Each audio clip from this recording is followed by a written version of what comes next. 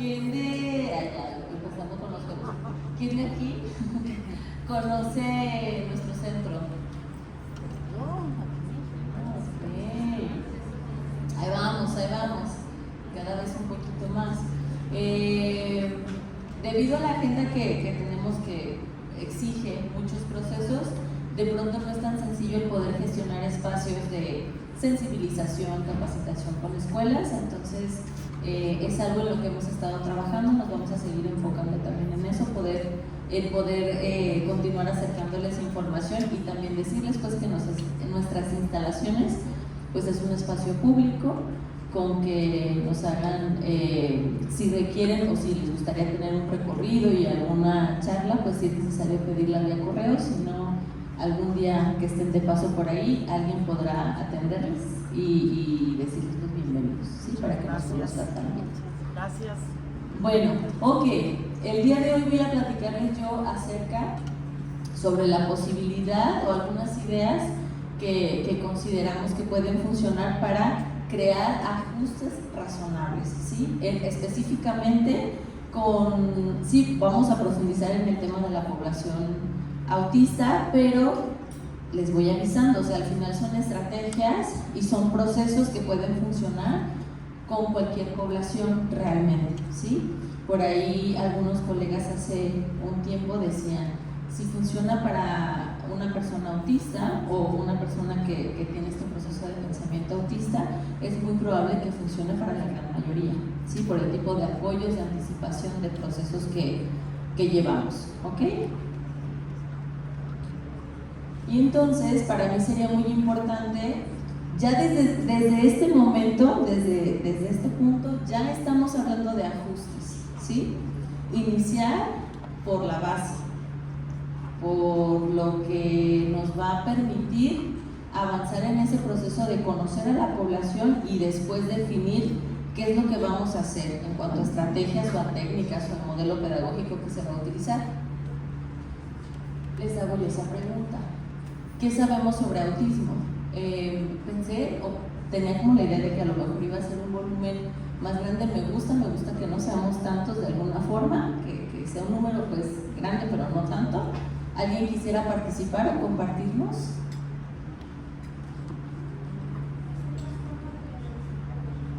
Trastorno de neurodesarrollo allá. Bien, neurodesarrollo, palabra clave.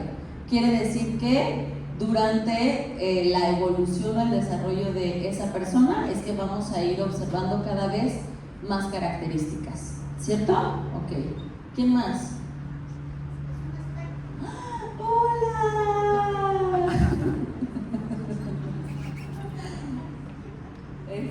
Sí, es un espectro, y con espectro nos referimos, diría mi jefe más bien, no nos referimos a ningún tipo de fantasma ni maldición, sino más bien con toda esta, ya lo vamos a ver adelante en unas imágenes pues de manera ilustrada, pero con todo este universo en el que va a ser muy complicado de poder definir en qué nivel, si mucho, si poco, ¿sí? ¿Alguien más? Que tienen enormes retos en comunicación. Acá, enormes retos en comunicación. ¿Y allá? Muy bien. ¿Ven qué les digo? Vamos avanzando. Acá. Que no es una enfermedad, sino una condición. Una condición, es decir, se nace autista, se vive autista y se va a terminar el ciclo de vida siendo autista.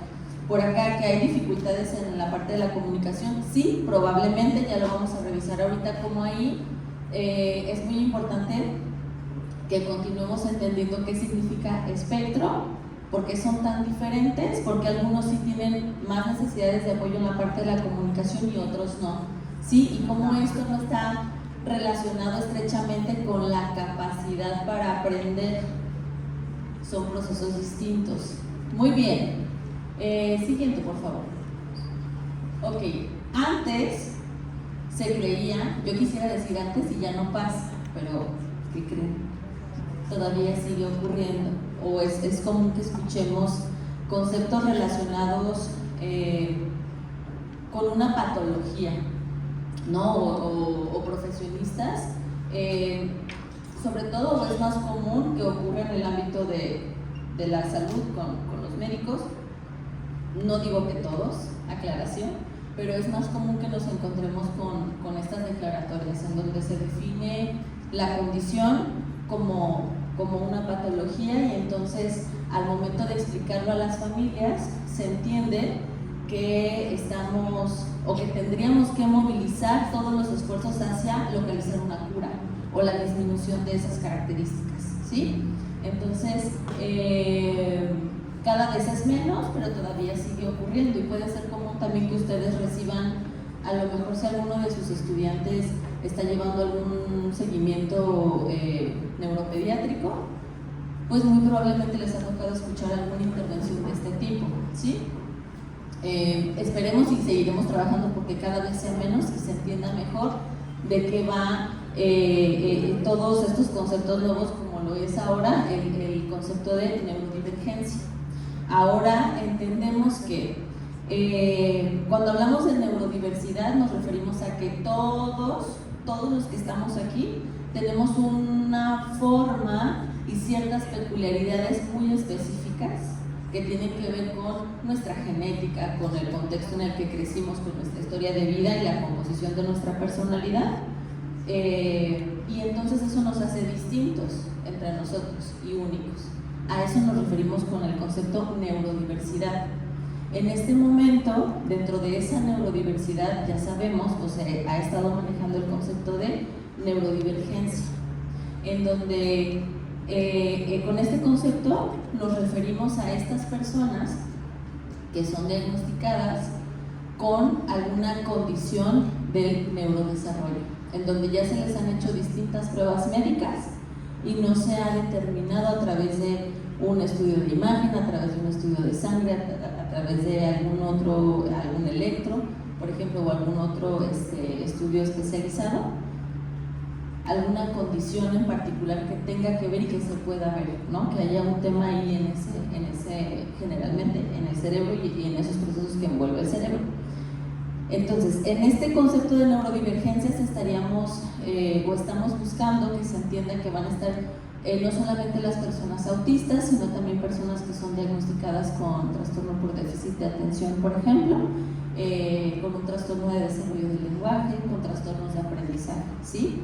Que ya se han hecho muchos estudios, no se puede hacer un diagnóstico, o sea, no hay una evidencia médica de que algo en un inicio, que algo haya ocurrido y que a partir de ese suceso esta persona es que tiene retos a la hora de afrontar situaciones educativas o en la vida cotidiana. Entonces, es por ello que en este momento se le está dando pues con mucha potencia el concepto, y estaremos trabajando también, y me gustaría el día de hoy, por eso lo mencionaba, para que ustedes también el día de hoy se vayan con curiosidad y puedan investigar un poco más sobre eso, ¿sí? Ok, actualmente, bueno, ya hablamos, ¿no? Ya nos dijo Karina sobre esta parte más antropológica, sociológica, ¿no? Que tiene que ver con el paradigma de la neurodiversidad y ahora de la neurodivergencia. Médicamente, ¿qué es con lo que nos encontramos de manera más cotidiana? Tanto en la parte pública como privada.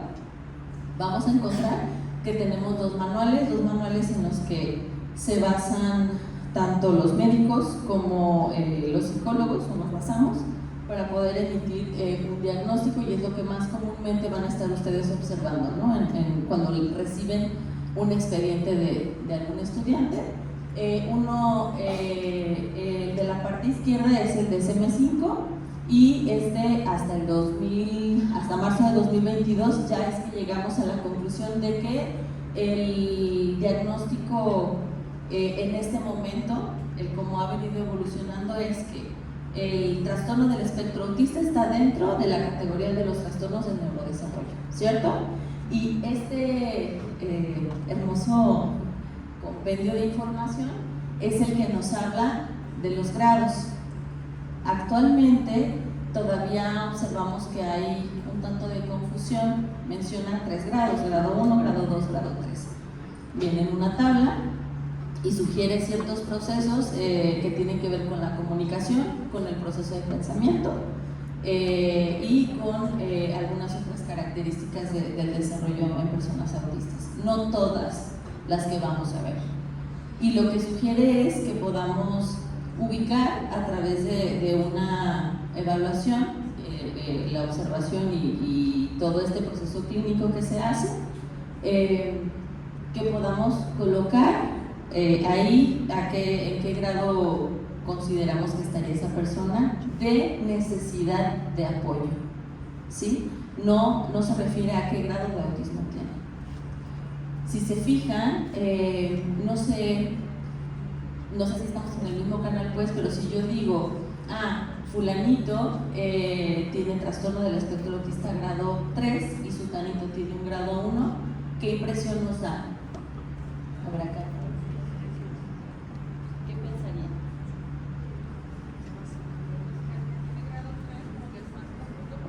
Exactamente, que el grado 1. Y si tenemos un grado 3, vamos a hacer todo lo posible para llegar a ¿dónde? Al grado 1, ¿no? Eso así se vive. ¿Quienes tienen alumnos autistas creen que eso es posible? Sí. ¿Sí? ¿Cómo sí? Ya no sé. Es confuso, es difícil, ¿sí? Porque lo que vamos a poder observar con las personas autistas es cómo van evolucionando y cómo hay muchos procesos que son parte de ellos. Ahí no se involucra al 100% el tema de la estimulación y el acompañamiento, ¿sí?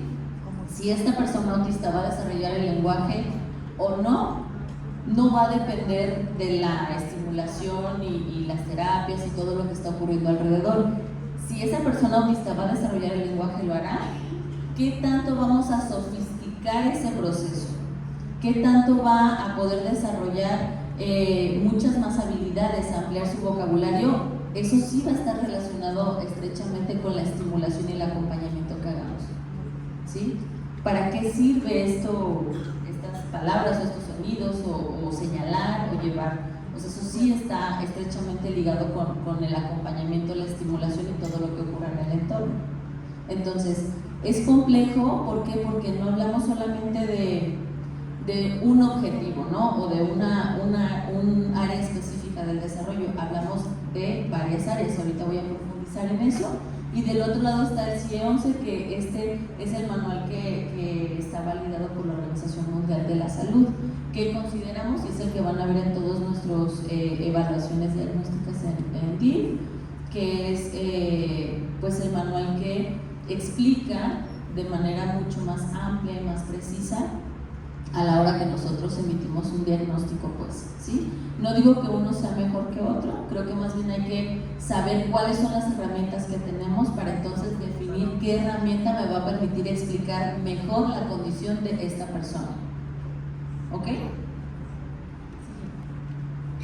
Muy bien, entonces, si hablamos de espectro autista, tendríamos que tener mucha claridad en que vamos a encontrar o va a ser visible que estas 4 áreas del desarrollo van a ser peculiares, van a ser distintas, van a necesitar apoyo en esos procesos, ¿sí? Hablando de procesos muy básicos, uno de ellos tiene que ver con la comunicación, el lenguaje.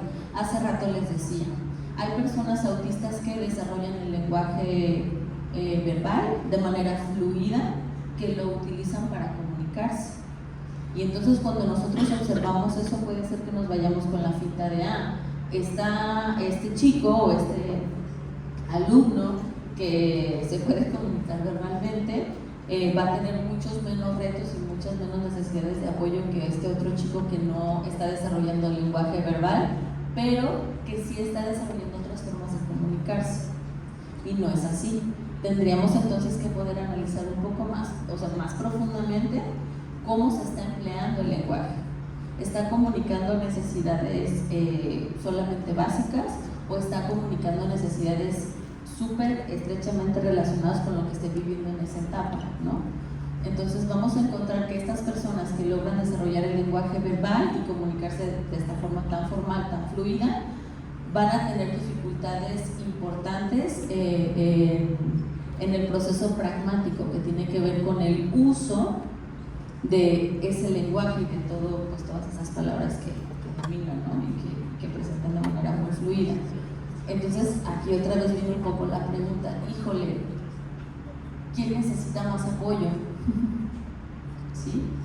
Por eso pues es tan complejo poder ubicar a cierto número de personas autistas en un nivel 1, en un 2 o en un 3, ¿sí?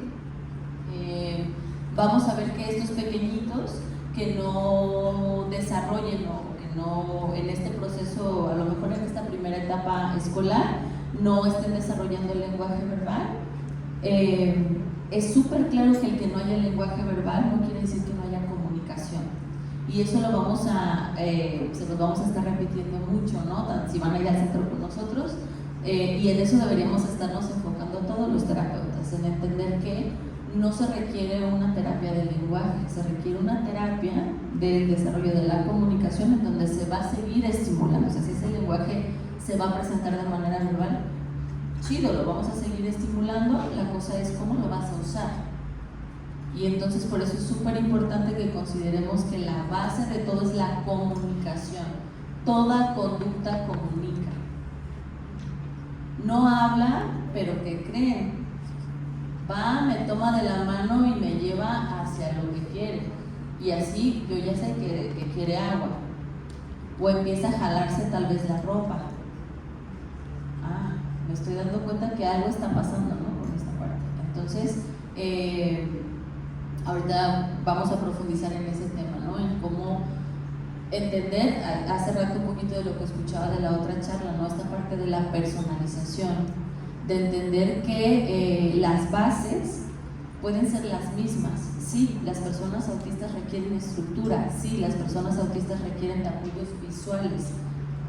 Sí, las personas autistas es muy probable que se sientan mucho más cómodas y que les haga mucho más sentido el uso de algunos objetos, juguetes que generan cierta estimulación sensorial. Puede ser que sí, pero no todos igual, ni en la misma intensidad, ni de la misma forma, ¿sí? Ahí es donde vamos a encontrar diferencias muy puntuales. Vamos a encontrar también dificultad en la comprensión de todo lo que tiene que ver con la socialización, desde procesos muy básicos hasta procesos mucho más complejos, ¿sí? En donde ya estamos considerando, o sea, socializar no solamente es conversar o hacer amigos, no así con un guión, no, socializar implica muchos procesos que tienen que ver con autorregulación y con comprensión de normas sociales, o sea, lo que está ocurriendo dentro de mí, lo que está ocurriendo afuera y en qué contexto me encuentro. Ahí también hay es la clave para poder entonces acompañar en el desarrollo de habilidades comunicativas. ¿En dónde me encuentro? ¿Cuáles son las otras personas que están aquí? ¿Qué es lo que se espera de mí en este espacio? ¿Sí? Entonces vamos a ver que en esa parte también es en donde vamos a observar que esta población, en general la población autista va a requerir de apoyo, y esta población que les digo que son chicos que hay un desarrollo del lenguaje mucho más amplio, formal y vasto, es en donde más necesidades de apoyo van a presentar. Y también tendrá que ver mucho dependiendo pues la edad y la etapa que se esté cursando, porque esa es la otra parte. El hecho de que yo esté dentro del espectro no significa que me voy a quedar niña por siempre, ¿cierto? Ser una persona dentro del espectro tiene que ver con que mi manera de procesar la información, de recibir, de procesar y de responder es peculiar, es distinta a lo esperado o a la norma. Con eso sí, pero el curso que tiene la vida evolutiva de todos nosotros va a seguir. Esas personas, bueno, fueron alguna vez bebés, después niños pequeños, luego niños grandes, luego viene este ingreso hacia la pubertad, después ya se manifiesta expresamente la adolescencia, la juventud, adultos. Eso va a ocurrir, a lo mejor en un tiempo distinto, pero va a ocurrir. La parte del proceso del pensamiento, aquí está la clave. Karina, entonces, si tú dices, es que todos son diferentes, sí, todos son distintos. Es una condición heterogénea. Eso quiere decir que siempre que conozcamos a una persona autista, vamos a pues, conocer a una persona autista, ¿no? O sea, de esas peculiaridades y también porque está súper entrelazada el tema de la personalidad, ¿cierto? Y de la historia de vida. Entonces, aquí o en la parte del proceso de pensamiento es donde consideramos que está ese elemento que nos va a ayudar a poder conectar el cómo apoyar a todos estos estudiantes que tienen distintos perfiles.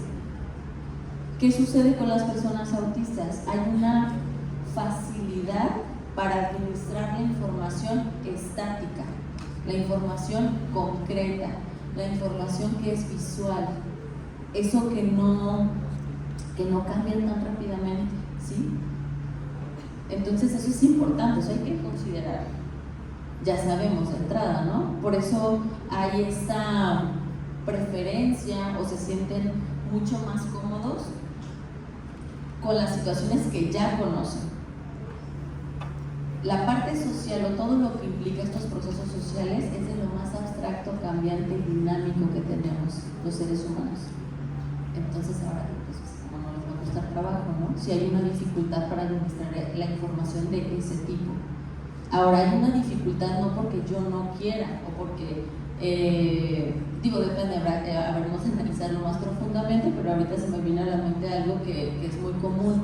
Estas conductas de estrés cuando son muy pequeñitos, como jalar, morder, empujar, etc. No hay una intención, ¿no? de agredir, sino más bien el poder nosotros entender para acompañar, ¿sí? ¿Qué está queriendo comunicar con esta conducta? O sea, no es lastimar al otro, sino qué está ocurriendo. Y de esa misma forma, entendiendo cómo es un proceso de pensamiento, el poder explicar, ¿sí? Y la parte de la integración sensorial, ojo, integración, no estimulación, ¿sí? Alguna vez platicaba con algún equipo que nos tocó que nos visitara por allá, en el centro, y después de platicar un poquito sobre eso, una de las veces decía, no, lo he estado haciendo mal todo este tiempo y ahora ya me siento muy mal porque sí le ponía semillas, porque sí le ponía como distintas, o exponerlos a distintas texturas, y yo no, espera, qué bien que estemos llegando a este punto de reflexión en este momento, en donde, claro, no todos necesitan semillas, no todos necesitan tener el contacto con distintas texturas húmedas y demás. ¿Qué podríamos hacer? Tal vez implicarnos un poquito más y entender todo lo que abarca la parte del procesamiento sensorial. No es un tema solamente de la parte táctil, por ejemplo, ¿sí? Ahí están los sentidos que ya todos conocemos, que ni los voy a mencionar, que son los que nos permiten tener información del exterior. Pero también tenemos otros tres, de los que casi no se habla, que es el interoceptivo, el propioceptivo y el vestibular. Estos, por decirlo de alguna forma, son aquellos que van a dar información de nuestro interior, de cómo está nuestro cuerpo hacia nuestro cerebro, y entonces pues ya ocurre la conducta o la comunicación, ¿no? En autismo estos tres son de los que vamos a ver que requieran o más apoyo, tanto en la parte de que se manifieste hiper o hipo, ¿sí? Es decir, que sean muy sensibles o que no estén registrando el estímulo, y entonces vamos a ver que son estos pequeñitos, o suelen ser estos pequeñitos como súper intrépidos, que ya se aventó, que ya se pegó, que no se quejó de que le dolió porque parece que no le dolió. No, él no tiene problemas con la alimentación, Miss. Él se come todo, hasta las piedras. Entonces sí tenemos un tema con la alimentación, por ejemplo, ¿no? Entonces, pues solamente eso, ¿para qué? Para que se vayan con mucha curiosidad y puedan revisar algunos textos por ahí que hay muy simples, muy amables, en donde puedan ustedes como decir, claro, ya entendí por qué si estamos haciendo control de esfínteres, fulanito o fulanita sí controla, o sea, sí se aguanta, pero no está avisando. O esto pasa, o ya me di cuenta, ya estuve observando, y siempre que tiene contacto como con esta experiencia sensorial, se hace popó. ¿Qué está pasando ahí? ¿No? Si nosotros tenemos mucha más información de o hipótesis sobre todo, que tal vez algunas veces no van a ser atinadas, casi siempre. Aquí la cosa es proponer y observar y entonces después ajustar para ver qué cambia, ¿sí? Y entonces me parece importante el sí mencionar algunos de los mitos que siguen envolviendo el espectro autista. El primero, bueno, que el autismo se cura, ya dijimos acá, no se cura porque no es una enfermedad, y eso nos lleva a, si las familias toman la decisión de someterlos a tratamientos que tienen que ver con algunas dietas o algunos otros temas alternativos que no ponen en riesgo la integridad del menor, está bien, hay que respetar, la familia cree en eso, ¿sí? Y también tendríamos que estar buscando construir ese vínculo, no solamente con nuestros estudiantes, sino pues también con la familia, sino cómo cooperamos todo este año, ¿no? Nos vamos a estar saboteando. Si se abordan ya temas que tienen que ver con tratamientos que son invasivos, que son peligrosos, yo ahí les sugiero que sí puedan pues compartir algo de información con la familia para por lo menos generar esa duda, curiosidad, movilizar algo, ¿sí? Nosotros no tenemos la última palabra lo tiene la familia, pero sí es nuestra responsabilidad de manera sensata, objetiva, sin hablar mal de ningún profesionista, de, mira, te dejo esto, revísalo y me dices qué piensas, ¿sí? Que son sobresalientes o aquellas personas autistas que no desarrollan lenguaje verbal, es igual a discapacidad intelectual. Si bien es cierto que en distintos casos es común que veamos una persona que sí reúne los criterios diagnósticos para espectro autista y hay una concurrencia con discapacidad intelectual. Sí, si es verdad, sí podría ocurrir, y vamos a verlo o cómo se ve esos casos o toda esa configuración de esas habilidades y necesidades de apoyo, pues son estos chicos que tienen muchas necesidades de apoyo y que nos vamos a ir o nos vamos a centrar en estos procesos que puedan garantizar calidad de vida en cuanto a la autonomía, tal vez, ¿no? Y no quiere decir que sea poquito, entonces, pues vamos a trabajar muy poquito, vamos a hacer muy poquito, o por esta persona podemos hacer poquito, nada de eso. El enfoque tiene que estar en esto, en abonar a la calidad de vida de esa persona. Por eso tenemos que ser muy claros, muy precisos de dónde estamos y hacia dónde queremos ir, ¿sí? Después nos encontramos todavía a lo mejor, cada vez menos, insisto, pero me parece importante mencionarlo, a jóvenes que están en talleres prelaborales o en terapias o formatos de acompañamiento psicopedagógico, en donde se sigue teniendo como objetivo que el palito, que la bolita, que la bolita de papel de China a los 12, 13, 14 años. ¿Por qué? ¿Ustedes ven a un adolescente neurotípico haciendo bolitas de papel de China a los 12, 13, 14 años?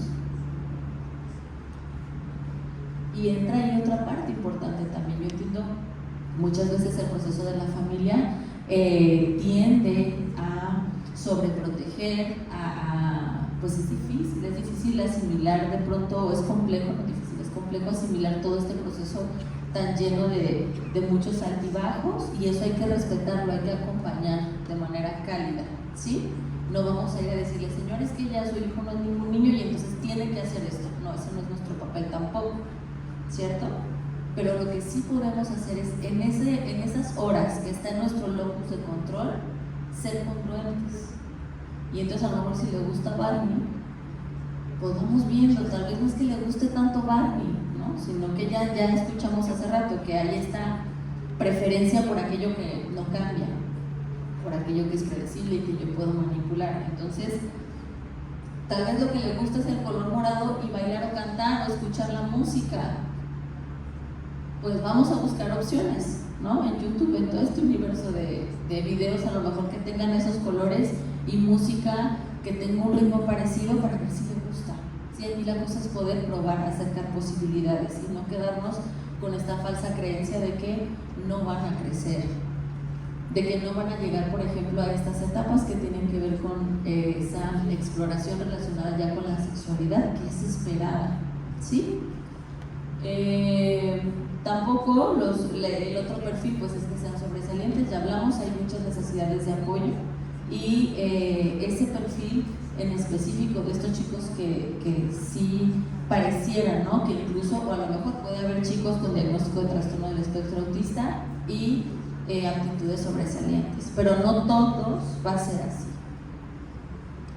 ¿En qué consiste que se autolesionen?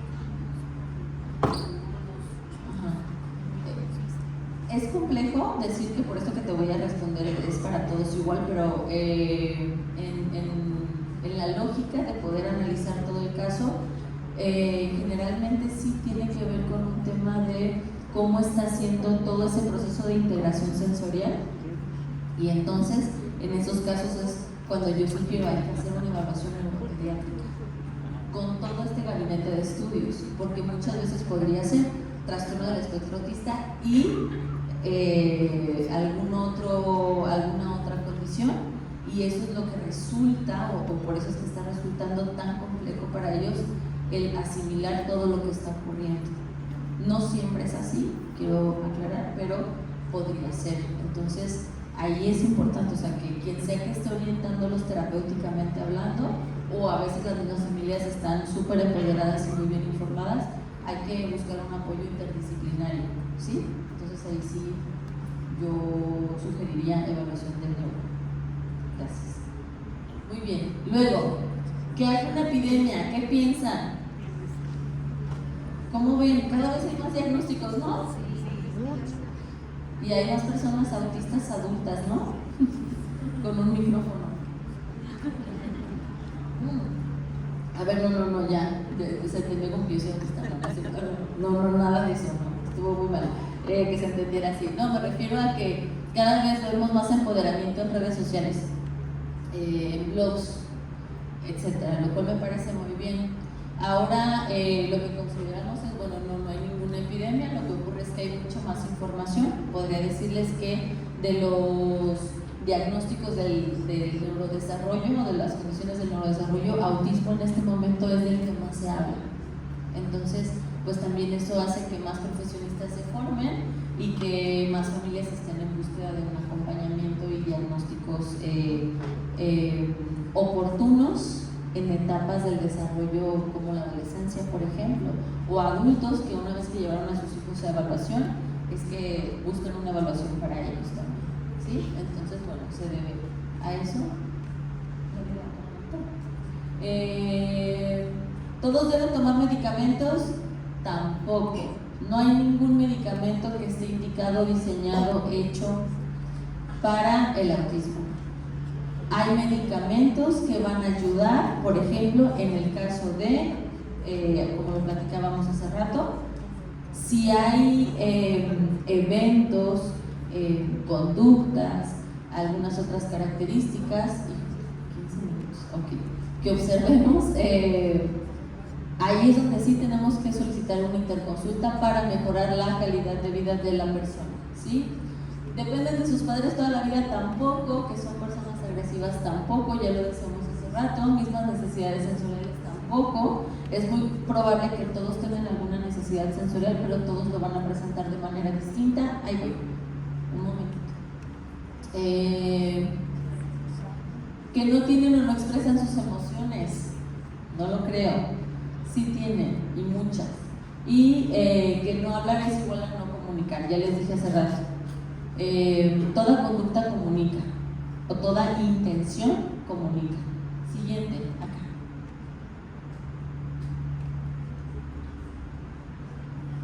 Bueno, hola. Oye, un niño que está presentando conductas de agresividad, arañar, patear, morder, jalar el cabello, ahí sí es necesario que se valore si requiere medicación o que tiene un estado de ansiedad, vaya, que ni siquiera está durmiendo bien y llega a clases y se la pasa dormido en el salón. Ahí sí es necesario. se sugiere una evaluación. Y entonces, antes que eso, tendríamos que hacer una bitácora para yo decir, se le solicita o se le sugiere en casa y en la escuela. Lunes, martes, miércoles, jueves, viernes. Oye, lunes. Entonces mamá reporta cuando llegó. ¿Dormimos o no dormimos? No, no dormimos, ¿no? Y la mamá también destruida. O el papá, o toda la familia. Junto con el hijo. Y la maestra, ¿se fijan? La academia. Y vamos registrando y entonces anotamos también cómo se observa esa irritabilidad. Todo de manera objetiva. Hubo sudoración, parecía en algún momento que tenía su vista perdida, no me estaba escuchando, intento morder a los otros porque no significa lo mismo, ¿no? O sea, no es lo mismo, estoy tan sobreestimulado, tan rebasado, que esta es la forma que encuentro en este momento para regularme, que podría autolesionarme y no sentir. Entonces, o golpearse en la cabeza, ¿no? Entonces, primero yo sugeriría hacer una bitácora y solicitar una interconsulta, no para que lo mediquen, para que lo examinen y para que entonces se defina. A lo mejor lo único que está pasando es que no está durmiendo y que tiene no 1, no 2 días, no una semana, tiene meses, ¿no? Sin dormir, con calidad, y eso se gestiona muy bien con integración sensorial, con una rutina de higiene de sueño y algunas veces sugieren melatonina de manera controlada y muy específica.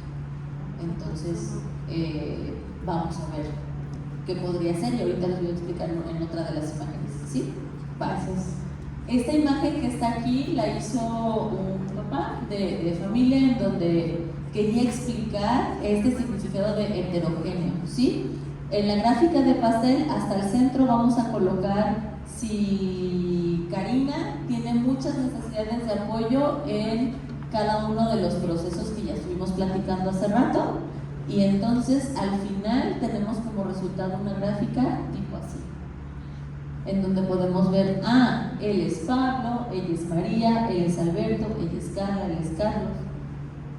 Quiere decir que cada uno de ellos se graficó de manera distinta, o sea, es una forma distinta porque requiere mucho apoyo en unas áreas y en otras no tanto. ¿Sí? Adelante. Okay. ¿Qué más podemos hacer en el contexto educativo? Aparte de, número 1, informarnos de qué es el espectro autista y qué esperar, y conocer al estudiante. ¿Sí? Por eso quería empezar con eso. Ya sabemos que los esfuerzos tendrían que ir encaminados a eliminar esas barreras o remover esas barreras para el aprendizaje y la participación, ¿cierto? Siguiente. Tendríamos que tener súper claro que no se trata solamente del niño o la niña dentro del aula o el joven o la chica dentro del aula, sino que tengo que saber cuál es su desarrollo, cuál es ese perfil de habilidades, qué habilidades tiene y qué áreas de oportunidad tiene. ¿Y esto quién lo va a hacer, Karina? ¿Quién lo tiene que hacer? ¿La terapeuta? ¿El DIF? ¿El centro de autismo? No, eso lo tendríamos que estar haciendo nosotros dentro del aula. Es muy probable que a lo mejor yo no tenga herramientas diagnósticas para determinar si alguien es autista o no. Por supuesto que no, pero si hablamos de habilidades y de áreas de oportunidad en procesos de aprendizaje y procesos muy básicos que tienen que ver con el desarrollo, yo estoy segura que sí, ahí ustedes son los especialistas. Entonces, primero tengo que tener mucha claridad de quién es mi alumno, y junto con ese perfil que pareciera como muy formal y muy rígido, ¿qué le gusta? ¿Qué no le gusta? ¿Cuántas veces o cuántas de la gallina pintadita le gustan? ¿Por qué le gustarán? ¿En qué volumen? ¿Qué texturas? ¿Si abrazo o no abrazo? ¿Quiere nada más desde que llega, quiere sacar la lonchera? Bueno, pues porque quiere sacar la lonchera. ¿Qué es lo que le mandan de comer? ¿Le gustan los coches? ¿Le gustan las ruedas? ¿Le gusta girar? ¿Le gustan las letras? ¿Le gustan los triángulos? ¿Le gustan alguna otra figura? ¿Qué le gusta? ¿Sí? Saber que nos implica a todos como institución educativa, a la familia y terapeutas y otros profesionistas, pero no buscando, no con esta mirada de ven tu terapeuta o ven tu DIF a decirme qué voy a hacer. A veces, muchas veces nos encontramos con que ni siquiera los conocen todavía y ya nos están hablando. Y yo, ¿y para qué nos vamos a reunir? ¿De qué vamos a hablar? Si no conoces al estudiante, no sabes quién es, ni siquiera te has enfrentado como a esos momentos a lo mejor complejos que yo puedo entender que existen, ¿sí? Siguiente. Con institución educativa me refiero a todos. Y hoy, o sea, también entiendo que la mayoría que están por acá muy probablemente sean docentes que están frente al aula. No están solos en las escuelas. Hay mucho personal y esto nos implica a todos. ¿Sí? Entiendo que muchas veces bastante de la carga de esa responsabilidad y del qué hacer se centraliza en los maestros. Y si yo como docente no sé cómo, no puedo, se vale pedir ayuda y se vale decir, no sé, pero quiero intentarlo. No sé no sé, ahí les va la bolita. ¿Sí? Siguiente.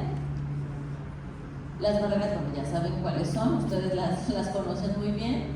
Y creo que ese es el siguiente paso, o sea, tenemos que documentarnos sobre autismo, aprender a escuchar y observar a las personas autistas, que fue toda la primera parte, y este siguiente paso tiene que ver con hacer una identificación de barreras actitudinales, principalmente en todas las personas que están involucradas en ese proceso. Por más que nosotros acerquemos muchos recursos, si nosotros no estamos en ese momento sensibles y disponibles para recibir esa información, no va a pasar nada. Así como con los chicos y las chicas dentro del aula. Si no ha dormido, si lo único que quiere hacer es patear y estar tirado en el piso, ¿cómo va a aprender? Así, ¿no? Siguiente. Entonces ese es el siguiente paso, creo yo, y es como lo hemos hecho con distintas escuelas, tanto privadas como públicas. Primero sí, sensibilizar sobre el autismo y después hacer este proceso de análisis interno, primeramente en donde se identifiquen esas barreras actitudinales, se hagan círculos de estudio más pequeños, en donde, porque entiendo que eso ocurre en los días de consejo técnico, en donde tocarán distintos temas administrativos. Créanme, nosotros sabemos que se siente que decimos, estamos a marchas forzadas todo el tiempo y parece que no avanzamos, pero sí estamos avanzando. Si nos organizamos estamos avanzando muy poquitito, pero eso que avanzamos se ponen unos cimientos fuertes. Después el identificar todo este proceso que existe en la cuestión pedagógica y finalmente de organización. Ya le decía a Cuquita en otros momentos, en estos círculos pequeños el poder hacerlo incluso de manera anónima, porque si queremos hacer una ruta de atención verdadera, que funcione, que todo ese esfuerzo que estamos depositando ahí tenga resultados, haya un producto final, pues tendrá que ser de esa forma, si no seguimos nadando en medio del océano, ¿sí? Y finalmente el considerar que tiene que haber ajustes o tenemos que comprender que la comunicación es distinta, entonces tenemos que hacer ajustes en la comunicación, en los espacios, el que visualmente sea organizado, sea claro qué se espera de mí en este espacio, ¿sí? En los materiales y actividades, ok, gracias. Ay, no, espera, ahí. En propiciar la motivación. Es que se la quiere pasar todo el día ahí tirada en el piso con el carrito. Ok. ¿Qué de eso es lo que le resulta más atractivo? Yo ya me di cuenta. O sea, bueno, ahora con el clima que estuvo tan horrible de las temperaturas tan altas, ya me imagino cómo les fue. La verdad, fue muy complejo. Si para nosotros como adultos estábamos que ya no llegábamos a las 2, 3 de la tarde. Entonces, entender esa parte también. Me encantó cómo hicimos el descanso activo. Ese tipo de transiciones lo necesita. No te está desobedeciendo. No es que no le importe lo que le estás planteando. Falta estructura, sí falta estructura. Necesita mucha guía, sí necesita mucha guía. Mientras más chiquitos estén o los conozcamos más pequeñitos, más guía van a necesitar como cualquier otro chico. Generar un espacio seguro y desarrollar el vínculo. Si nosotros estamos experimentando una situación en la que nos sentimos en peligro, o lo que sea que esté ocurriendo alrededor lo sentimos sumamente invasivo como una agresión, ¿ustedes creen que va a ocurrir el aprendizaje? Trasládenlo a estas experiencias que tenemos nosotros de manera individual. ¿Cómo me siento yo en un ambiente de trabajo en donde a lo mejor hay muchas conductas hostiles o hay un ambiente hostil? Quiero conversar, quiero quedarme más tiempo. Pienso en, sí quiero participar en las actividades. No, lo que quiero es ya, mira, que dé la hora para irme. Es exactamente lo mismo. Y eso sin tocar todos estos escenarios que tienen que ver con las neurociencias, en donde si ese pequeñito cerebro está en estado de alerta, por supuesto que no va a permitir el acompañamiento y que la forma de comunicación va a ser el ataque. Tengo que defenderme para sobrevivir. Y si no está durmiendo, si queremos psicotizar a alguien, ¿qué hacemos? Que no duerma, ¿no? Entonces, eso es importante, y brindar confort sensorial. Si estamos viendo que esa crisis va en escala, ¿qué hago? Le digo, ¿te cagas, fulanito, y haces lo que te estoy diciendo? O digo, a ver, esperen, denle su espacio, dale chance. No se está lastimando y no está lastimando a nadie. Vamos a ver cómo cursa esa crisis, no la empeore, ¿sí? Siguiente. Y para esto yo les sugiero que constantemente estén haciendo una revisión con esta hermosa metáfora, en donde Theo Peters nos invitaba a decir, a ver, según la teoría del iceberg, la parte que vemos nosotros en la superficie va a ser una parte pues pequeñita, ¿no? Y la parte que está por debajo del agua es el cuerpo más grande en realidad. Lo que vemos por arriba del agua es la conducta, el comportamiento, ¿cierto? Ok, ¿qué vemos? Que se aventó, que pegó, que escupió, que pateó, que se mordió, que mordió a los otros, lo que sea que estemos viendo. Esa es una descripción objetiva. No estamos diciendo se emberrinchó, es grosero, es maleducado, no. Y abajo vemos todas las posibles razones por las cuales está ocurriendo, y que muchas de ellas tienen que ver con la manera en la que se procesa la información y con estas características autistas. Algunas tendrán que ver con que también en casa tal vez es un caos y no han encontrado la manera de hacer una estructura, puede ser, pero no todo tiene que ver con eso. Siguiente, un minutito. Vamos a implementar apoyos visuales que sean los adecuados. Esta persona necesita objetos concretos o situaciones concretas para poder ubicar lo que le estoy comunicando. No andemos usando pictogramas porque no le va a hacer sentido. Esta persona con fotografía es suficiente. Le ponemos una fotografía real del salón, del material, del tiempo, del momento, de la mamá. Oye, si vas a ir con tu mamá, pero no en este momento. Primero vamos a cantar, después vamos a pintar y luego vamos a ir a casa con mamá. Sí va a ocurrir. Te estoy dando certidumbre. Ya dijimos, hay dificultad para administrar la información dinámica. La capacidad que nosotros tenemos para anticiparnos de manera automática y crear escenarios de manera mental, eso tiene que ver con procesos muy abstractos. Acá no está pasando, no sé cuánto tiempo va a durar, no sé qué hago aquí, probablemente también. No sé qué hago aquí. Nadie me ha dicho qué hago aquí, ¿no? Siguiente. Estar abiertos a que la comunicación tiene que ser multimodal. Para empezar, es un derecho. Entonces, si no hay lenguaje oral, no quiere decir que no haya comunicación. Quiere decir que tenemos que enfocarnos o trabajar o pedirle a la terapeuta acompañamiento que nos explique del método que estén usando, sea cual sea de baja tecnología o sea de alta tecnología, ¿sí? Y entender que si señalo, si tomo, si hago una pausa y te volteo a ver, eso también es comunicación. No nos vamos a poner como, no, dime fulanito, si no me dices no te lo voy a dar. Porque no es que no hable, porque no quiera, imagínense, ¿sí? Algunas imágenes ilustrativas de cómo están ubicados los espacios, de una agenda de objetos, de una agenda en donde está el nombre, acá ya tenemos pictogramas y una foto. No tienen que ser o todas con foto o todos con pictogramas. Ay, ya estoy por terminar y ahorita pasamos a las preguntas. Siguiente. Este de acá es un pequeño tablero que se ajustó así porque a ese pequeño y a esa familia así les funcionaba. Tal vez el fundador de PEX, si lo viera, no estaría nada contento con los fundadores, pero para él así funcionó bien y para su familia también, y sí lo está usando para comunicarse, para decir qué es lo que quiere. Acá hay una lista de actividades, eso también es una agenda. Adelante.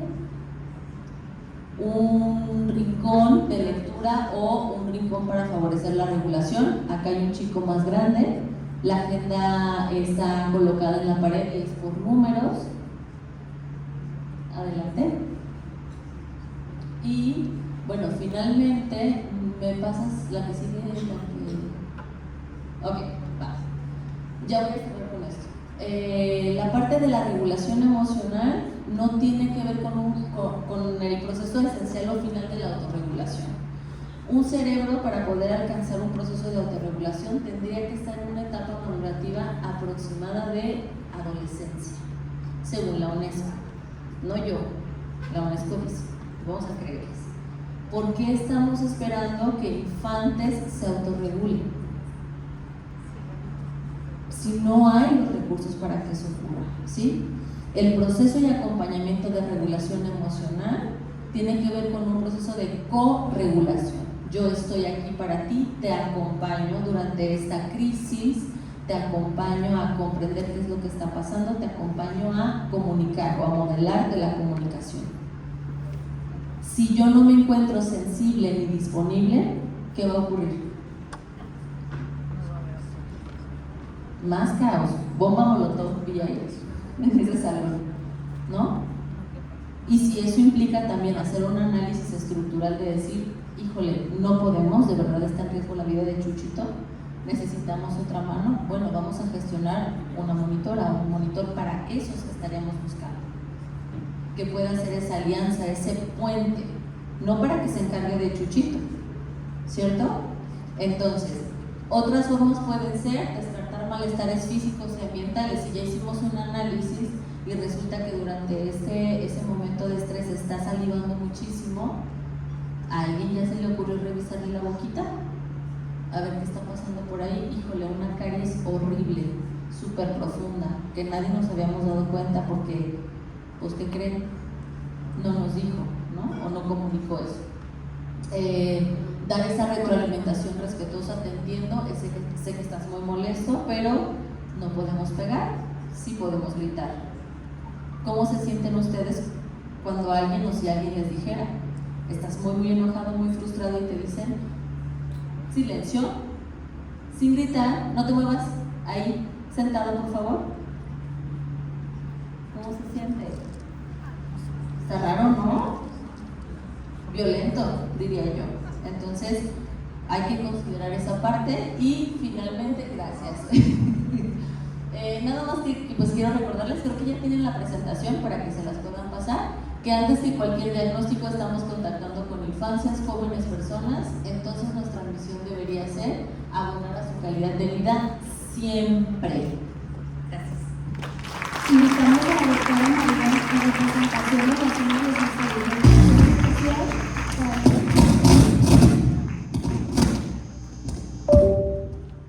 para la entrega de reconocimiento.